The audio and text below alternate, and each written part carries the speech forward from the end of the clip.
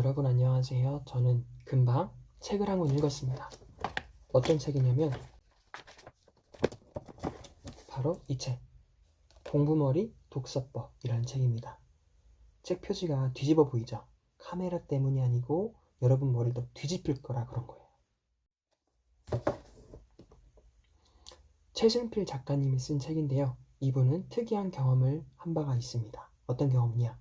고등학교 2학년 때 너무나 몸이 아파서 2년 동안 학교 생활을 제대로 하지 못하고 잦은 병원 생활을 한 사실입니다.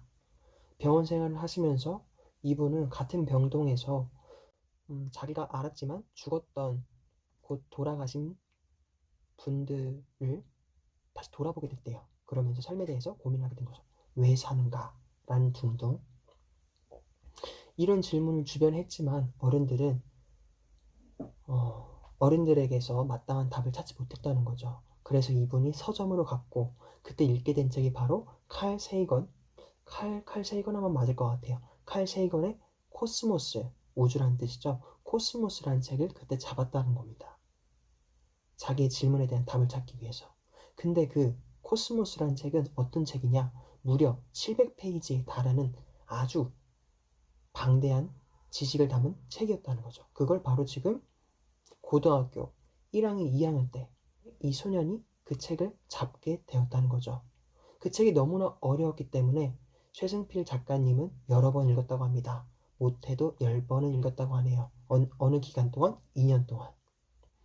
그 이후에 최승필 작가님은 고등학교 3학년 때 6개월이 채 남지 않은 기간에 수능을 준비하게 되고 그 6개월 채 되지 않는 그 짧은 기간 동안에 고등학교 3년의 교육과정에 달하는 그 방대한 지식을 다 얼른 공부할 수 있었다고 해요. 그래서 수능에서는 어느 정도의 성적을 거두었느냐?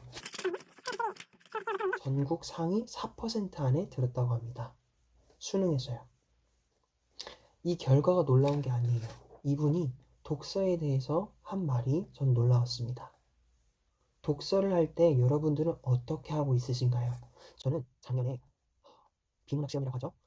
국어 시험을 봤는데 잘 못 봤어요. 떨어졌습니다. 그래서 그 이후부터는 이 언어 능력을 기르는 게 저의 목표가 되었고 요즘 독서를 할 때 저의 모습은 어떠하냐? 책을 읽습니다. 읽다가 모르는 단어를 발견합니다.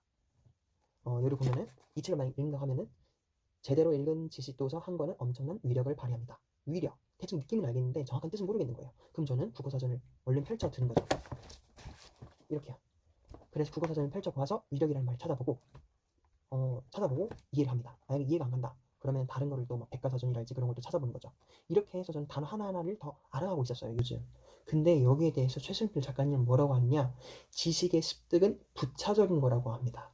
그럼 첫 번째가 되어야 될 것은 무엇이냐? 바로 이 책 속에 있는 내용과 내용 사이의 연결이라는 거죠. 전 이 부분이 제 머리를 쿵 하고 쳤습니다. 정보와 정보 사이의 연결. 독서의 활동에는 반드시 그 활동이 포함되어야 합니다. 책을 읽다가 발견하는 정보와 정보와 정보를 서로 연결할 수 있어야 한다는 거죠. 이 부분이 놀라웠습니다. 왜냐하면 이와 같은 말을 한 다른 사람의 말도 들어보았기 때문이죠. 누구냐? 원래 갑자기 찾으면 안 나오는 법이에요.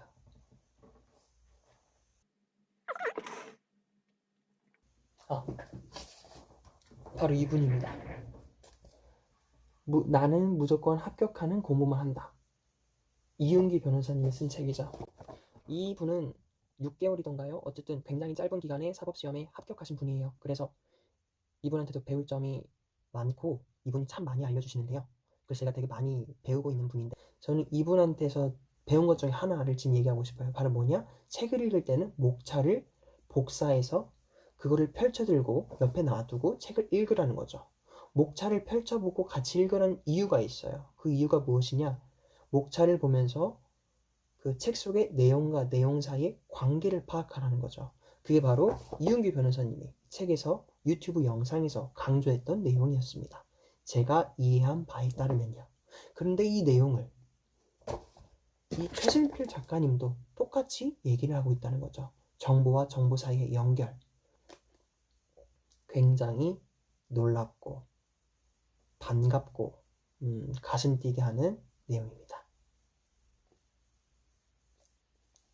여러분과 나누고 싶었어요. 저도 이거를 기억하고 싶었고요. 고맙습니다.